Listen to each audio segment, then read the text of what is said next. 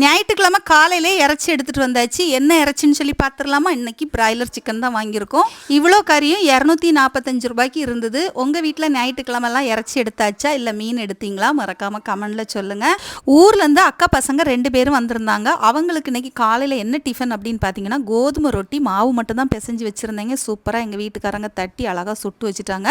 கூடவே கொஞ்சம் சால்னா பண்ணிட்டேன். கொஞ்சமாக சிக்கன் போட்டு அப்படி சால்னா மாதிரி பண்ணி வச்சாச்சு. கட்டந்தேலையும் போட்டு பிள்ளைங்களுக்கு காலையிலே சாப்பாடு கொடுத்துட்டேன். எல்லாருமே நல்லா திருப்தியாக சாப்பிட்டுட்டாங்க. ரொம்ப டயர்டாக இருக்காங்க. ஏன்னு பார்த்தீங்கன்னா காலையில் 9 மணிலேருந்தே வேலையை ஸ்டார்ட் பண்ணிட்டாங்க. வேறு ஒன்றும் இல்லைங்க, வீட்டில் இருக்கிற ஃபேன் எல்லாத்தையும் துடைக்க வச்சாச்சு. கூடவே க்ளீனிங் ஒர்க்கு, ஒற்றை அடிக்கிற வேலை, இந்த மாதிரிலாமே பண்ணி கொடுத்தாங்க எனக்கு.